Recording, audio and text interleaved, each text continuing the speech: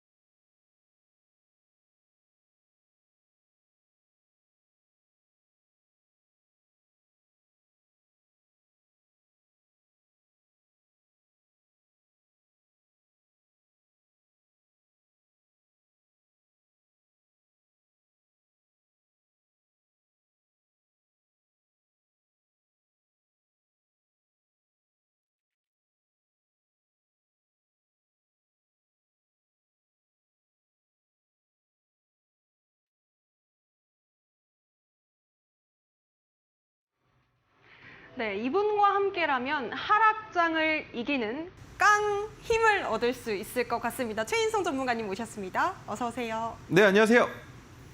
네, 전문가님, 네. 오늘도 시장이 역시나 좀 쉽지 않았습니다. 네. 우리 형님 누님들께서 우리 막둥이 전문가님의 깡 응원을 좀 받고 싶으실 것 같은데 오늘 시장 어떻게 보셨을까요? 네, 오늘 시장도 역시나 오전에는 좋았지만 전략 후강이 아니죠. 지금 시장 상황이 오전에 좋았던 종목들이 오후에는 모두가 다 나빠질 가능성에 대한 것들을 여러 번 언급을 해드렸었는데 가장 크게 기억하셔야 되는 건 한 가지입니다. 어떤 종목을 매매하실 때 그 매매하는 종목이 뉴스가 있었던 종목이라고 한다면 절대 2시간을 넘지 말라고 지속적으로 말씀을 드리는데요. 그 이유가 지수가 하락하거나 상승하는 것과는 별개로 원래는 여름 휴가 시즌에 먼저 자금이 빠져나갔어야 정상이었던 그 상황이 바뀌었다는 겁니다. 물질과 관련된 3가지 이슈를 통해서 지속적으로 거래대금이 붙어왔었고 그다음에 지금 우리가 기다리고 있는 건 추석이죠. 추석 때는 항상 그랬습니다. 추석 연휴가 시작되기 직전까지 거래량이 줄어들다가 추석 연휴가 끝난 이후부터 다시 거래량이 붙어오는 그런 상황이 연출이 됐었는데 지금도 그것과 같은 현상이라고 보시면 돼요. 그렇지만 주가의 하락은 여태까지 있었던 추석 연휴 그 어느 때보다도 조금 더 악랄하게 내려가고 있다라고 생각을 해주시면 되는 거고 그래서 뉴스가 있는 종목들은 꼭 2시간 이내에 매수하셨어도 2시간 이내에 매도하시는 포지션 잡으셔야 되고 자 그리고 지금 시장이 어떻습니까? 오후에 테마로서 올라갔었던 종목들이 그 다음날 오전장을 지배하는 그런 뉴스들이 좀 많이 나오죠. 그러면 어제 어떤 테마였습니까? 통신은 하루 이틀 일이 아니긴 하지만 어제 오후장에도 결국 통신 관련주 그리고 네옴시티 관련주가 주가가 올라갔단 말이죠. 그런데 네옴시티랑 같은 상황으로 봐야 하는 우크라이나 재건 관련주 같은 경우는 조금 입장이 바뀌었습니다. 뭐가 있습니까? 누군가가 얘기를 했습니다. 뭐라고? 우크라이나 전쟁은 향후 6년에서 7년 동안도 더 지속될 가능성이 있다라는 내용의 시사가 나오면서 우크라이나 재건과 관련된 이슈들이 조금 잠잠해지면서 네옴시티 쪽으로 옮겨가려는 움직임이 나왔어야 하는데 오늘 시장에서는 나오지 않았다는 거. 하지만 통신 관련주, 어제 오후장을 지배했었던 통신 관련주가 오늘 오전장을 지배했었죠. 그러면 내일장은 어떻게 봐야 할 것이냐? 오늘 시간의 단일가에서 크게 이상이 있었다라고 생각되는 건 하나밖에 없었습니다. 위메이드와 관련되어 있는 종목들인데요. 위메이드는 어떤 것과 연관을 지어봐야 될까요? 게임주, 그리고 뭐가 있을까요? 게임주와 한 가지 더 있죠? 뭐가 있을까요? 바로 코인입니다. 코인과 연관성이 있다라고도 볼 수 있는데 이 코인이랑 연관성이 있다라고 보는 이유는 블록체인 때문이죠.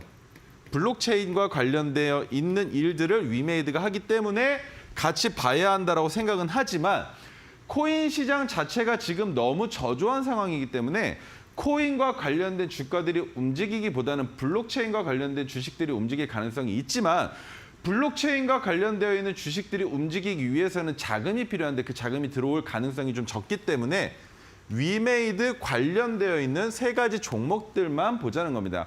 위메이드 맥스, 위메이드 플레이 세 종목들이 누가 먼저 상승할 것이고 그 뒤를 따라 올라오고 있는지에 대한 판단을 하면서 오전장을 보내면 될 것 같고요. 그리고 오전장 이후에 오후장에서 어떠한 테마들이 다시 머리를 드러내는지 그리고 머리를 드러낼 때 지수가 상승 추세에 있는 상황인지 아니면 하락 추세에 있는 상황인지에 따라서 상승 중일 때는 어떤 테마도 다 올라갈 수가 있겠지만 하락 중일 때에는 올라갈 수 있는 테마들만 부각되기 때문에 테마들이 여러 가지가 나온다고 해서 절대 혼동하지 마시고 오전장은 위메이드 먼저 보시되 오후장에는 어떤 테마가 나오는지 시장 상황을 노란톡에서 꼭 확인하셔야 됩니다. 그리고 위메이드 또한 어떻겠습니까?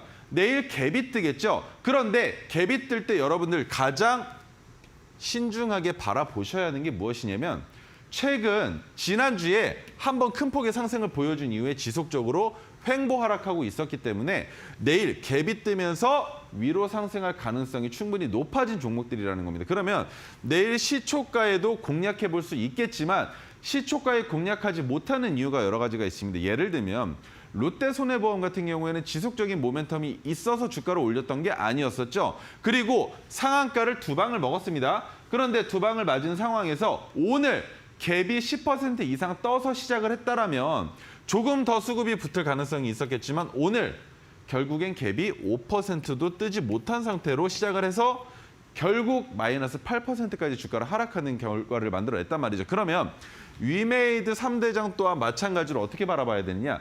상한가를 갔으니 시간의 단일가의 상한가를 갔으니 내일 갭이 세 종목이 다 10%가 떠야 할 겁니다. 이해가 되세요? 세 종목이 모두 다 10%가 뜨지 않는다면 세 종목 중에 부대장주가 같이 동반으로 횡보 장세를 그려올 것이고 어떤 종목 하나는 올라갈 수 있겠지만 그 올라감의 추세가 금방 꺾일 수 있다고 생각할 수 있습니다. 그래서 무조건 세 종목이 모두 다 시작과 동시에 상승 VI를 받고 시작을 해야 그 다음에 위메이드의 상승을 기대해 볼 수 있다고 판단할 수 있고요. 만약에 그렇지 못하다고 한다면 내일 오전장은 쉬시는 게 답이 될 수도 있을 거라고 판단을 합니다. 자, 여기까지 설명을 드려보고요. 바로 이어서 제가 가져왔었던 종목에 대한 리뷰를 드릴 텐데 자, 좋아하지 않는 기업이었었죠. 생명, 보험과 관련된 주식들. 하지만 보험과 관련된 주식들을 좋아하지 않는 이유는 아시는 분들 아시겠지만 모텔을 운영하시는 분들이 가지고 있는 마음과 같습니다. 왜? 지속적으로 내가 무언가를 하지 않아도 돈이 들어온단 말이에요. 그런데 그 돈이 들어오는 게 너무 지루하니까 다른 사업을 하다가 다른 투자를 하다가 모텔까지 덩달아 넘어가는 경우들이 꽤 많은데 하나생명 같은 경우에는 보험을 하고 있죠. 근데 보험 같은 경우에는 망할 이유가 없단 말입니다. 망할 이유가 없어서 지속적으로 매출이 나오고 있는 회사인데 왜 싫어하느냐? 변동성이 크지 않아요. 그래서 보험 관련된 주들을 별로 좋아하지 않았다는 겁니다. 지주사도 안 좋아하고 홀딩스도 안 좋아하고 그런 것들과 마찬가지로 보험 또한 안 좋아했었는데 제가 이 종목을 설명드렸었던 이유는 바로 한 가지입니다. 토르기법으로 포착이 됐기 때문에. 그 말은 곧 토르기법은 세력이 주가를 올리기 직전의 상황에서 포착을 해내죠. 그러면 포착을 한 이후에 주가가 올라가야 정상이다라고 생각을 하기 때문에 어떠한 주식이든 지주사든 홀딩스든 보험이든 은행이든 상관없이 일단은 진입할 수 있다라는 생각을 가지고 있다는 겁니다. 자, 그래서 하나생명 같은 경우에는 25,000명의 설계사를 보유한 대형 GA이고 하나금융서비스를 시작하고 있습니다. 그리고 올해 매출이 1조 원을 넘어설 것으로 예상하고 있고 여기에서 가장 중요한 것은 배당금이죠. 배당금이 10% 정도 될 것이라고 예상을 하고 있단 말입니다. 그러면 보험을 팔아서 수익을 만드는데 하나생명의 보험 가입자들이 하나생명의 주식을 사면 뭐가 됩니까? 배당으로 보험을 공짜로도 들 수 있는 상황이 돼요. 그렇죠? 이해가 되시죠? 그만큼 배당금은 주식 투자자들에게 뗄래야 뗄 수 없는 중요한 포인트 중에 하나인데 하나생명은 그것을 실현해내고 있단 말입니다. 그리고 최근에 뭐가 있었습니까? 화장품 관련주 중에 주주들에게 330억 원의 배당금을 중간 배당했었던 기업이 하나 있었습니다. 에이블 CNC였나요? 그 기업의 주가가 갑자기 하늘 높은 줄 모르고 올라가는 이유가 뭐였겠습니까? 바로 배당금 때문이었어요. 그래서 이 배당금은 너무나 중요하다는 걸 꼭 기억해 주셔야 되고 지난주에 하나생명 베트남 법인이 15년 만에 흑자를 전환했다라는 소식이 있었다는 게 좀 크게 작용할 수 있습니다. 그 이유는 뭐냐면 15년 동안 적자가 났음에도 불구하고 베트남에서 법인을 빼지 않았었던 그 굵직한 굳건한 의지가 드디어 수익으로 돌아왔다라는 건 지금부터 손실난 부분을 다 메꿔낸다면 그때부터는 기업이 엄청 커질 수 있는 그리고 기업이 다른 글로벌한 나라에도 들어갈 수 있는 여건을 조성해 줄 수 있다고 판단할 수 있는데 그렇다 하더라도 장기 프로젝트입니다. 장기 프로젝트고 제가 보고 있었던 건 이거예요. 횡보가 길었었던 이 장세에 갑작스럽게 나온 기준봉 그리고 횡보 그리고 다시 한번 상승하면서 나오는 토르기법의 자리. 이 자리가 의미하는 게 아무리 보험사라 하더라도 이제는 뭡니까?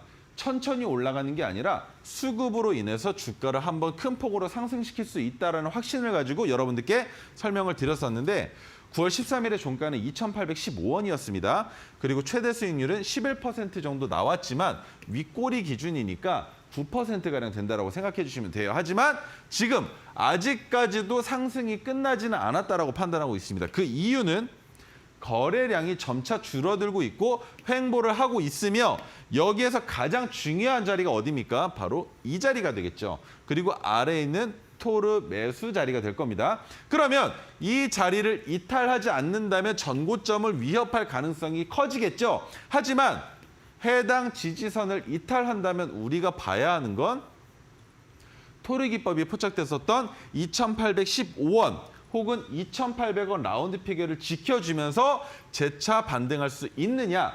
반등을 했을 때 위에 있는 이제는 저항선으로 바뀌어버렸을 해당 가격을 돌파할 수 있느냐라는 판단을 했을 때 돌파하지 못한다면 우리는 이 구간에서 전량 매도를 하고 하나생명을 더 이상 보지 않아도 된다는 겁니다. 그래서 신규 진입은 불가능하겠지만 이미 진입한 상황에서는 어떤 식으로 시나리오를 세우고 그 시나리오에 어떤 것들이 맞아 떨어지는지만 판단하실 수 있으면 우리는 충분히 수익을 보고 나올 수 있다. 단기간에 말이죠. 얼마 안 남았습니다. 올라가려고 해도 단기간에 올라갈 것이고 내려가려고 해도 단기간에 내려오겠지만 이때부터는 일봉이 아니라 주봉도 좀 더 집중적으로 보셔야 된다는 겁니다. 왜? 이번 주에 주봉상으로 봤을 때 전고점은 올라가지 못했지만 아래 꼬리가 달린 양봉 상태란 말입니다. 이 양봉 상태에서 종가가 끝날 경우에 나타나는 현상은 무엇이냐? 분명히 지난주에는 큰 캔들이 나오면서 윗꼬리가 달렸습니다. 그런데 이번 주에는 캔들 모양 자체가 어떻게 되나요? 지난주에 종가도 넘지 못하면서 양봉이 나왔다? 그런데 거래량이 줄어들었다? 아, 이거 내려갈 수도 있겠네. 아래 꼬리가 달릴 수도 있겠네라고 판단하는 개인 투자자들은 어떻게 하느냐? 아래 꼬리가 달릴 때 매수를 한단 말입니다. 아래 꼬리가 달릴 때. 그러면 금요일 날 오후장부터 매도세가 나올 거예요. 그런데 오후에 매도세가 나오지 않고 주가를 방어해준다? 그러면 그 다음 주 월요일 오전장만 보시면 됩니다. 오전장에 주가를 내리지 않는다라면 위로 올라갈 가능성에 대해서 더 크게 생각해 볼 수 있겠지만 올라가기 위해서 필요한 거 매도 호가보다 매수 호가가 훨씬 더 작은 상태를 지속적으로 유지해 줘야만 합니다. 왜? 매수 호가가 많으면 투매가 나오기 쉬워요. 왜? 내가 던질 물량이 이미 여호가 안에 차 있으니까. 하지만 여호가 안에 내가 던질 물량조차 존재하지 않는다면 매도하기 자체가 쉽지가 않단 말이죠. 그러면 기다릴 수밖에 없어요. 기다리다가 주가가 여호가 이상 내려갔을 때 아래에 매수 호가가 차 있으면 거기에는 매도할 수 있겠지만 당장 매도하기에는 쉽지 않은 상황을 연출하는 거기 때문에 금요일 오후장과 월요일 오전장을 보시고 하나생명은 매도 시점을 잡으실 수도 있다는 설명을 드려본 겁니다. 자, 그다음 에이티넘 인베스트먼트인데 에이티넘 인베스트는 뭡니까? 8월 2일 날 토르 신호가 포착이 된 조금 됐죠? 한 달 반 정도 지난 종목인데 여러 가지 설명을 드려보겠습니다. 펀드 간접 투자를 통해서 두나무 지분을 보유하고 있다. 이게 바로 뭐랑 연결돼 있죠? 코인이랑 연결되어 있죠. 코인이랑 연결되어 있는데 9월 국내 최대인 8천억 원 규모의 벤처펀드를 출범한다라고 했습니다. 창업 초기와 성장 단계의 스타트업 60여 곳을 육성하고 딥테크, 바이오, 헬스케어, IP, 서비스 플랫폼 등을 해보겠다라고 했는데 왜 하겠습니까? 왜? 이제는 더 이상 코인으로 수익을 내기가 쉽지 않다라는 판단을 했으니 다른 사업군들을 늘려야겠죠. 그러면 인베스트 자체의 특성이 뭡니까? 인베스트는 홀딩스와 마찬가지로 투자하는 회사입니다. 투자하는 회사. 그럼 투자를 통해서 그 투자한 회사가 수익을 만들어내면 곧 인베스트의 매출액이 성장하겠죠. 그런 회사인데 그러면 지금 인베스트의 주가의 위치만 한번 보자는 겁니다. 8월 23일 날이네요. 8월 23일 날 3,950원에 진입을 했습니다. 진입을 한 이후에 지속적으로 토르 자리를 위협을 했지만 우리가 손절하는 손절선을 마이너스 5%로 제시를 해드렸었어요.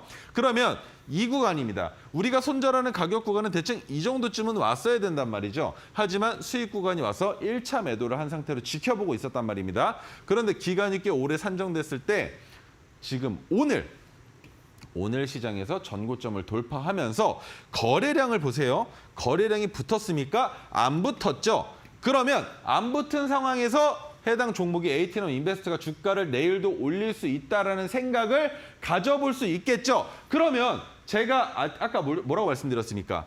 내일장에서 코인 관련주들도 한 번 더 올라올 가능성이 있다라고 시사해 드렸던 것과 뭔가 일치되는 부분을 만들어내실 수도 있겠죠. 그러면 에이티넘 인베스트의 주가의 상승을 내일 한번 같이 보자는 겁니다. 왜? 오늘 5%밖에 올리지 못했는데 내일도 마찬가지로 주가가 올라간 상황에서 5% 이상 주식을 올린다면 그때 과연 관련주들 중에 어떤 게 먼저 움직일지에 대한 생각을 해봤을 때 코인도 유력하다라고 판단을 해본 겁니다. 이해가 되시면 좋겠습니다. 자, 그럼 에이티넘 인베스트에 대한 설명 여기까지 드렸고요. 그 다음 여러분들이 가장 궁금해하시고 가장 이해하지 못했었던 종목 OCI 홀딩스입니다.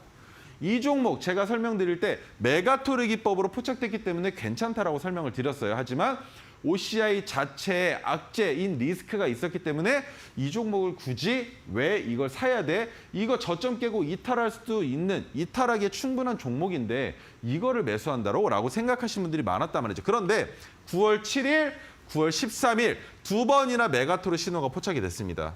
그래서 제가 이 내용을 방송에서 한번 설명을 드렸었고 재포착이 된 부분도 설명을 드렸었어요.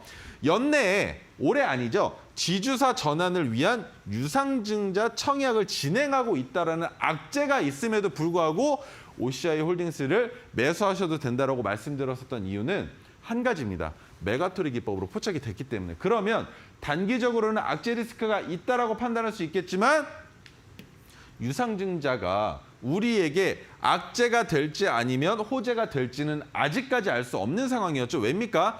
지주사 전환을 위해서 유상증자를 한다라는 것 자체가 운영자금이라고도 볼 수 있는 상황이란 말이에요. 그래서 시장에서는 현재 악재라고 판단을 하고 있단 말입니다. 하지만 이 청약을 통해서 들어오는 이 유상증자가 과연 시장이 어떤 식으로 풀릴지 그리고 어떤 식의 결과를 만들어낼지는 그 누구도 알 수 없지만 메가토르 기법이 포착됐다라는 게 의미하는 건 기술적 반등일 수도 있겠지만 오히려 호재가 될 가능성도 있다라고 판단할 수 있단 말이죠. 그리고 전 세계 한국, 미국, 독일, 중국의 4개의 기업에서만 생산하는 폴리실리콘, 이게 가장 중요한 핵심이라고 봅니다.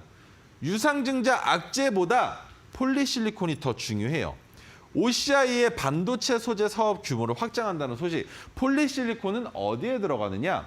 신재생 에너지에 가장 크게 두각을 보여줄 가능성이 있습니다. 왜?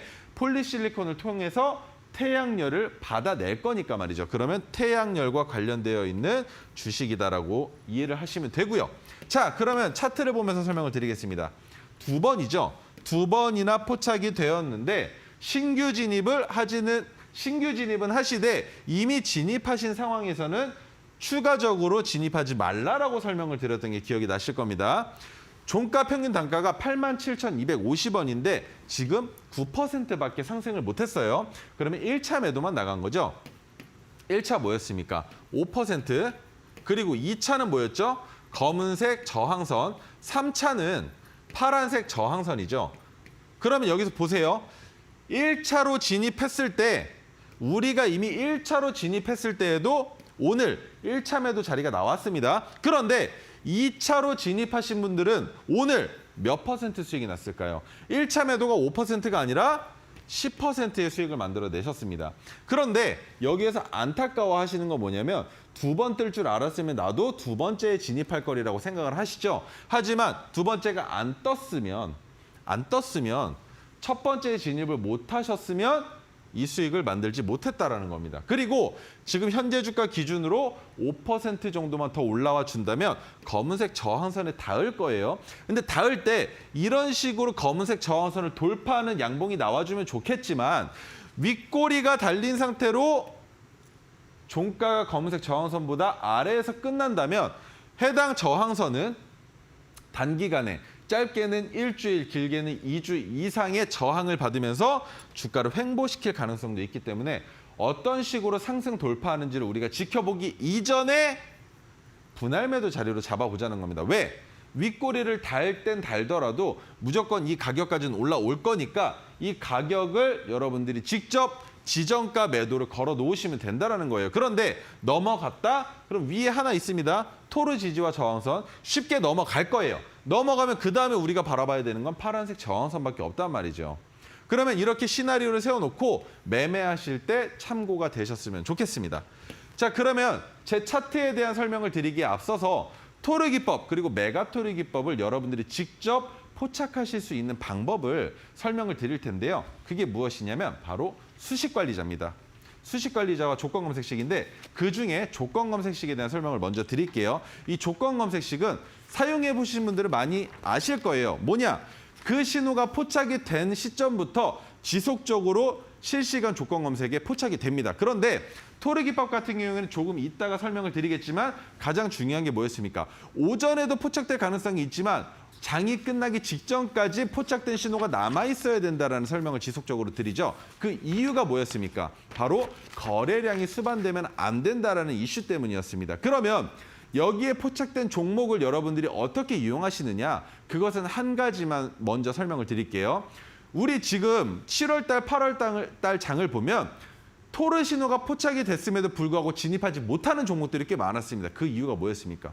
상한가 갔기 때문에 따라가지 못했었던 종목들이 꽤 많았어요. 그 종목들을 여러분들이 미리 눈여겨보시다가 이 종목 이상하다. 왠지 상한가 갈 것 같은데라고 생각되는 언제? 27%에서 28% 구간까지 주가가 올라왔을 때 미리 선점하시고 진입하는 것은 가능하다는 겁니다. 왜? 토르 신호가 포착된 상황에서 윗꼬리만 달고 내려올 가능성은 그렇게 크지 않으니 그러면 오늘 상한가를 가기 직전에 3% 수익을 만들어 놓고 내일 갭이 뜨면 그만큼 토르 기법은 뭡니까? 기본적으로 3%만 수익을 내도 되지만 갭이 떠서 어쩔 수 없이 수익을 많이 챙겨가시는 경우들이 있었죠. 대봉 LS도 그랬었고 다른 종목들도 여러 가지가 있었습니다. 매수와 동시에 갭이 뜨는 종목들. 그런 식으로 미리 여러분들이 포착하실 수 있게끔 이 선물을 드릴 텐데 우리 현정 앵커님께서 노란톡방 입장하는 방법 한번 알려주실 겁니다. 네. 같이, 네. 노란톡방 안에서는요, 조건 검색식을 통해서 우리 최인성 전문가님의 토르 종목 포착 함께 보실 수 있겠습니다. 함께 하실 수 있는 방법은 두 가지로 활짝 열려 있는데요. QR코드 지금 하단에 나가고 있는 거 핸드폰 기본 카메라로 그냥 갖다 대기만 하셔도 자그마한 링크 뜹니다. 노란색 링크 터치하시고 참여 코드 8784 4자리 입력하시면 오픈 채팅방이 활짝 열립니다. 뿐만 아니라 문자 샵 3772번으로도 최인성 전문가님 만나보실 수 있겠는데요. 최인성이라고 세 글자만 문자 보내주시면요. 저희가 같은 링크 보내드리도록 하겠습니다. 노란톡방 안에서는 토르 종목으로 여러분들이 수익의 맛을 보실 수가 있습니다. 지금 한화생명뿐만 아니라 에이티넘 인베스트, OCI 홀딩스 앞서 또 리뷰해 주셨던 종목처럼 큰 수익률 가져가실 수 있는 종목들 함께 챙겨보셨으면 좋겠습니다. 자, 그렇다면 우리 전문가님 이야기 계속해서 들어볼게요. 네, 지금부터 설명드릴 건 바로 오색선에 대한 설명을 드릴 겁니다. 이 오색선은 어떤 식으로 이용을 하느냐.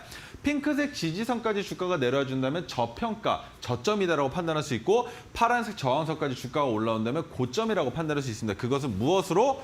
박스권 매매에서 말이죠. 그런데 핑크색 지지선 아래에서 매수해야 되는 경우들이 있었습니다. 핑크색 지지선이 하락을 멈추고 상승 추세로 전환됐을 때 두 번째로 핑크색 지지선이 올라와 준다면 그때는 핑크색 지지선 아래로 주가가 퐁당 빠져드는 시점이 뭡니까? 상승 추세의 저점이다라고 판단하고 진입할 수 있다는 설명을 드렸었어요. 그리고 파란색 저항선 같은 경우에는 종가가 파란색 저항선 위로 올라간 이후에 그 다음날 캔들이 파란색 저항선 위에 머물면서 거래량이 줄어들고 전날의 종가보다 높은 자리에서 종가가 형성이 된다면 토르 기법과 마찬가지로 진입할 수 있는 자리가 된다라고 설명을 드렸었습니다. 자, 세 번째, 토르 기법이 포착된 날의 종가를 수평선으로 이어서 만든 황금색 수평 지지 저항선. 네 번째, 메가 토르 기법이 포착된 날의 종가를 토르 기법과 마찬가지로 수평선으로 이어서 만든 형광색 수평 지지 저항선이 있는데 메가토르 기법의 지지 저항선은 저항선의 역할보다 지지선의 역할에 좀 더 충실하기 때문에 메가토르 기법보다 주가가 내려간다면 금세 회복할 가능성이 높다라고 판단하시고 지켜보실 수 있다는 겁니다. 자, 다섯 번째, 검은색 지지와 저항선이 있는데 검은색 지지와 저항선 같은 경우에는 언제든지 저항선이 되기도 언제든지 지지선이 되기도 하는 선이기 때문에 확실하게 저항을 받는지 확실하게 지지선의 역할을 하는지에 대한 판단도 하실 수가 있고요. 그리고 매매에 있어서만큼은 정말 중요합니다.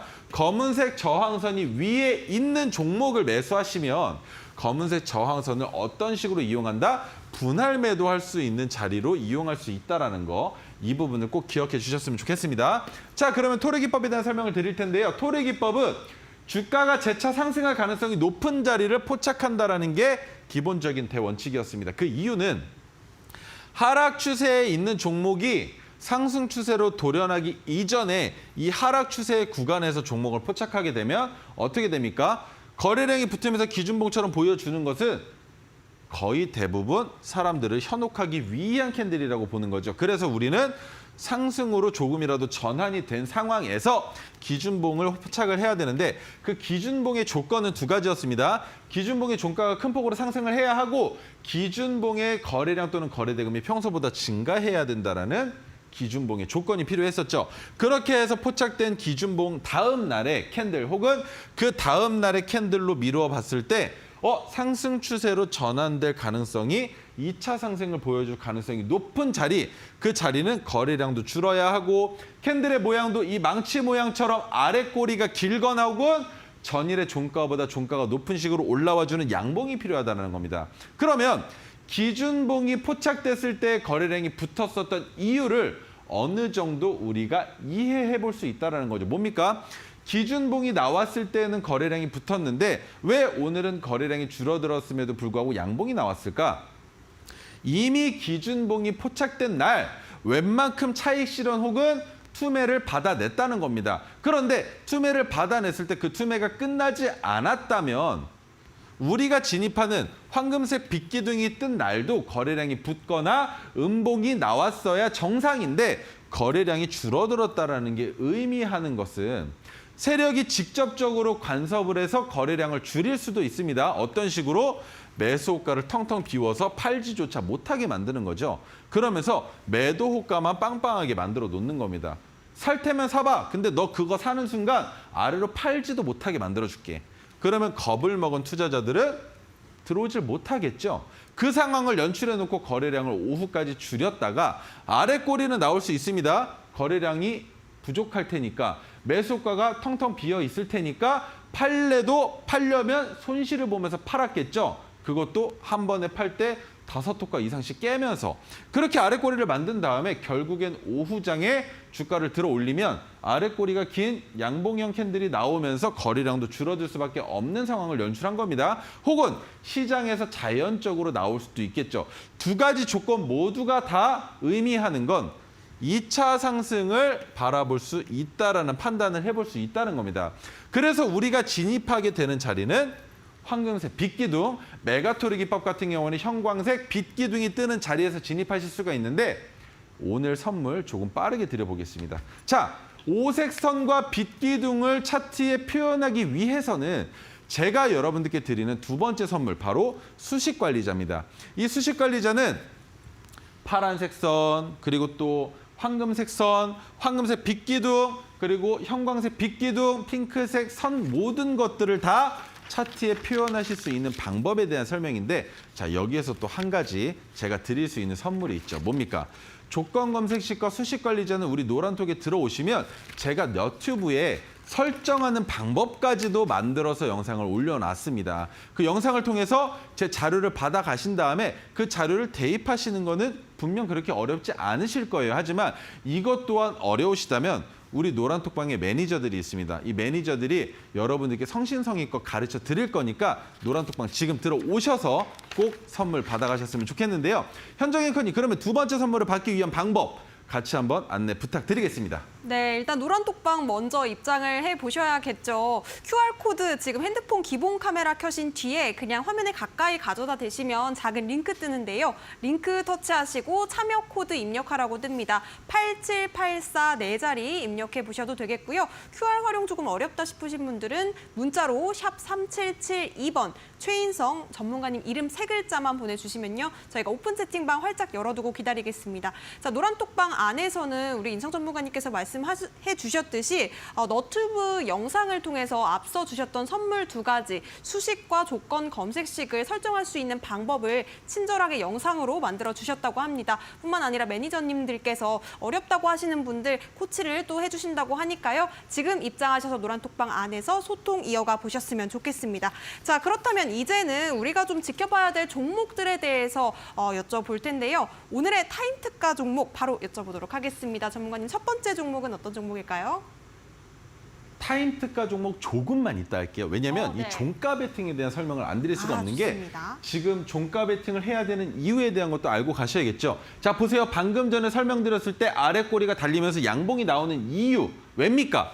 매수 호가가 비어 있었을 테니 아래 꼬리를 나오기가 좋았겠죠. 왜? 매도 호가는 빵빵했을 테니까 매도하는 사람이 매도세를 먹는, 매수하는 사람이 부족했겠죠. 그러면 매수 호가가 비어있을 테니까 아래 꼬리가 나왔을 겁니다. 거기에 우리가 진입하는 자리에 가장 기본적인 원칙은 뭐였습니까?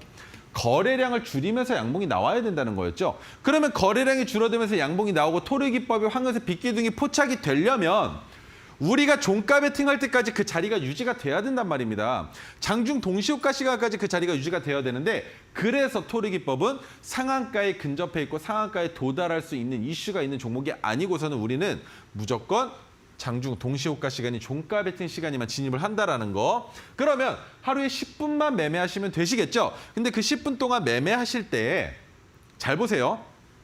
아래 꼬리가 달리면서 종가가 양봉이 나오면 그때부터는 매도세가 크긴 하지만 매수 호가도 채울 수밖에 없습니다. 세력이 주가를 올릴 때 야 이거 만약에 이러다가 누가 한 번에 집어 던져버리면 오늘 캔들 망가지니까 매수 호가도 일단 채워봐 라고 얘기할 수도 있고요. 아니면 매수 호가를 비워놓은 상태에서 매도 호가를 먹어버릴 수도 있습니다.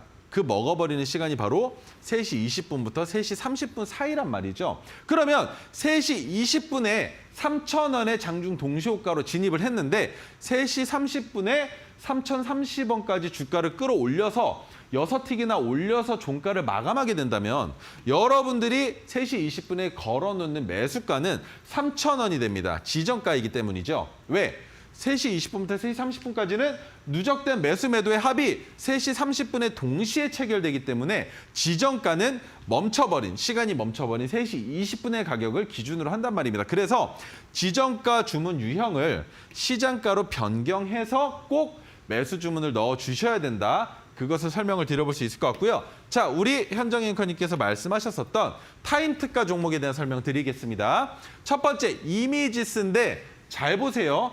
이미지스 그리고 그 다음에 나올 종목 또한 지금 시장에서 어떠한 큰 뉴스가 작용되고 있지 않은 종목들이라는 거. 그러면 진입한 이후에 뉴스가 나오면서 주가를 올릴 가능성 있겠죠. 그걸 누가 만듭니까? 제가 만드는 거 아니에요. 시장의 자연적인 섭리일 가능성도 있겠지만 가장 큰 것은 그분들이 주가를 만들고 있다라고 생각하시면 되는 겁니다. 시스템 반도체 관련주로 엮여 있고요.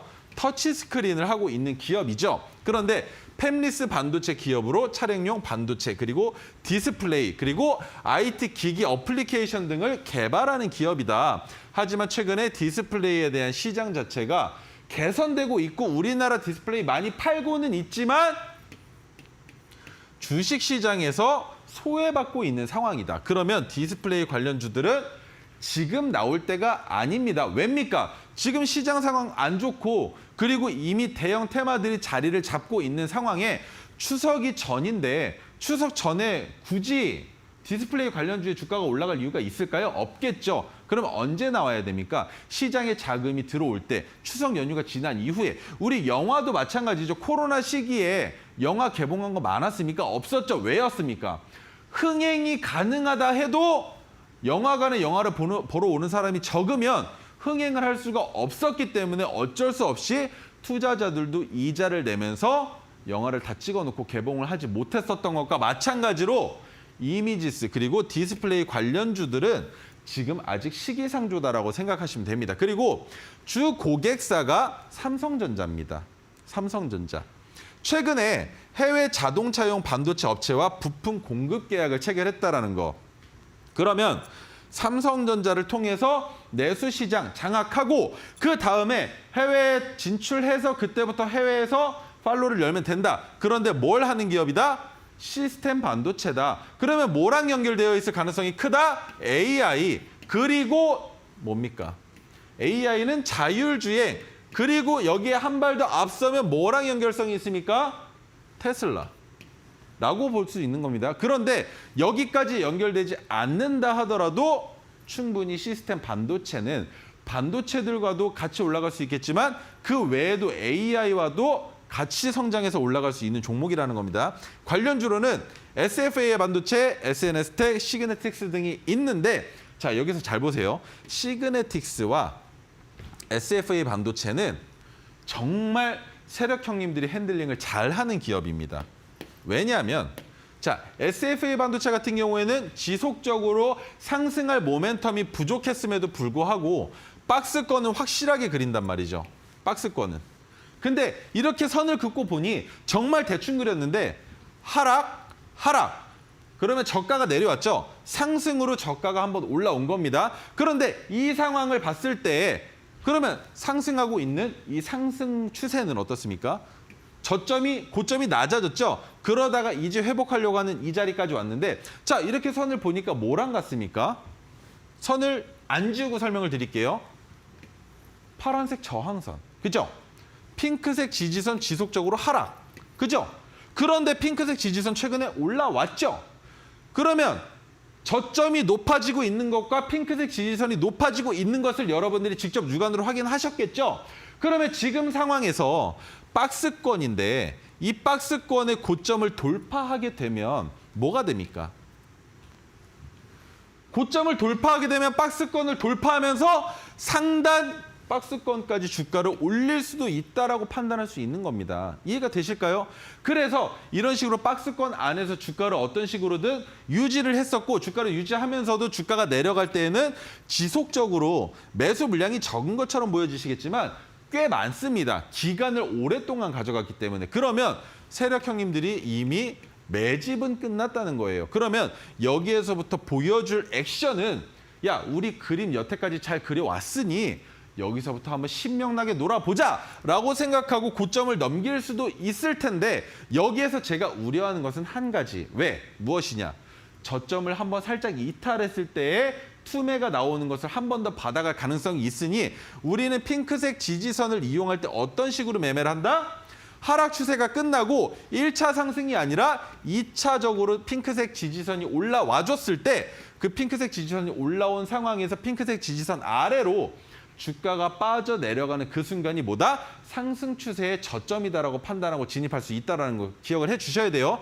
그래서 SFA 반도체 같은 경우는 아직까지는 제가 봤을 때 박스권을 조금 더 길게 가져갈 가능성이 있다고 판단하고 있고 자, SNS텍은 최근에 주가를 너무나 높이 올렸기 때문에 큰 설명을 드리고자 하고 싶진 않습니다만 지금 현재 자리가 지금 현재 가격 구간이 저점 구간이라고 볼 수 있어요. 하지만 우리가 여기에서 중요하게 봐야 되는 건 두 가지의 저항선이 있습니다.